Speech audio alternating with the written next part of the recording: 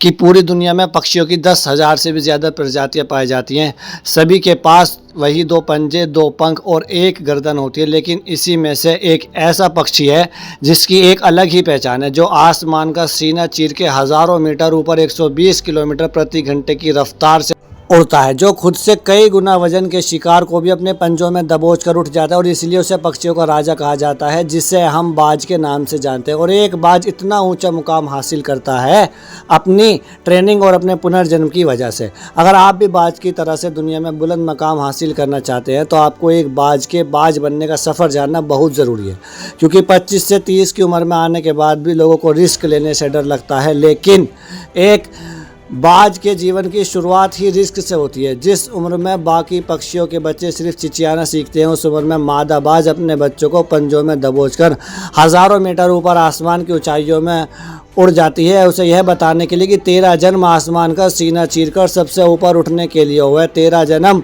पक्षियों का बादशाह बनने के लिए हुआ है। ज़मीन से हज़ारों मीटर ऊपर ले जाकर मादा बाज उसे ज़मीन में छोड़ देती है, और यहीं से शुरू होती है उसकी हाई रिस्क ट्रेनिंग। वो चूज़ा ज़मीन की तरफ तेज़ी से गिरने लगता है, थोड़ा नीचे आता है तो उसके पंख खुलने लगते हैं।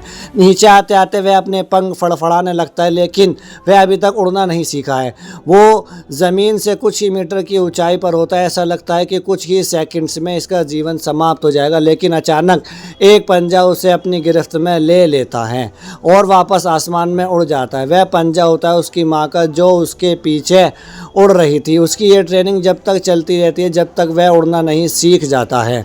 इतनी हाई रिस्क ट्रेनिंग होने के बाद इस दुनिया को एक बाज मिलता है। बारिश के वक्त जब सारे पंछी आश्चर्य की तलाश करते हैं, तब यही बाज बादलों से ऊपर उड़ता है। एक बाज की उम्र लगभग 70 साल होती है। जब वह 40 साल का होता है तो एक परेशानी उसकी ज़िंदगी में मौत बनकर आती है, जो आपकी परेशानियों की तुलना में बहुत बड़ी होती है, क्योंकि 40 साल की उम्र में बाज की चोंच इतनी बढ़ जाती है कि उसे शिकार निगलने में बहुत परेशानी होती है। उसके पंख भारी हो जाते हैं, छाती से चिपकने लगते हैं, जिससे उड़ना बहुत मुश्किल हो जाता है। उसके पंजे लंबे और लचीले हो जाते हैं, जिससे वह शिकार को सही से नहीं पकड़ पाता। अब उस बाज के पास सिर्फ 3 रास्ते होते हैं। पहला, वह अपने शरीर का त्याग कर सकता है। दूसरा, गिद्ध की तरह छोड़े हुए भोजन पर निर्भर हो जाए। तीसरा, सबसे कठिन और दर्दनाक रास्ता, अपने आप को पुनः स्थापित करने का, फिर से आसमान का सीना चीरकर उड़ने का, और वह इसी तीसरे रास्ते को चुनता है और अपने पास की सबसे ऊंची चोटी पर पहुंच जाता है। वहां पर अपना घोंसला बनाता है और फिर शुरू होता है परेशानियों को जड़ से उखाड़कर फिर आसमान में उड़ने का सफ़र। वह अपनी चोंच को एक चट्टान पर मार मार कर तोड़ देता है, लहूलुहान हो जाता है और इंतजार करता है फिर से नई चोंच का आने का। उसके बाद अपनी नई चोंच से अपने ही पंजों को काट देता है और फिर इंतजार करता है पंजों के आने का।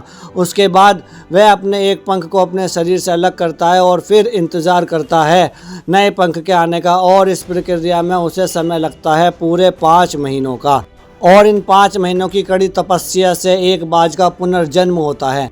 वह फिर से तैयार हो जाता है आसमान का सीना चीरकर उड़ने के लिए। जो 3 रास्ते बाज के पास थे, वही 3 रास्ते आपके पास भी, लेकिन कुछ लोग पहले रास्ते को चुनते हैं और परेशानियों के बोझ तले दबकर सुसाइड कर लेते हैं। ज़्यादातर लोग दूसरे रास्ते को चुनते हुए परेशानियों का बोझ पड़ती है, अपने लक्ष्य को छोड़कर एक नॉर्मल लाइफ जीने लगते हैं। और कुछ वह लोग भी होते हैं जो इन परेशानियों को लात मारकर अपनी मेहनत के दम पर बाज की तरह आसमान की बुलंदियों को छूते हैं।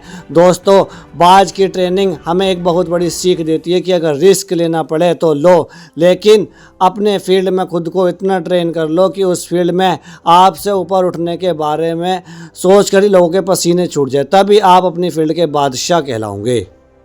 Sachin Tendulkar, MS Dhoni, Cristiano Ronaldo ऐसे ही नहीं बन गए।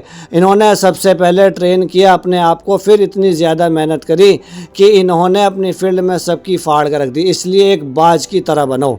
मिलते हैं अगली वीडियो में।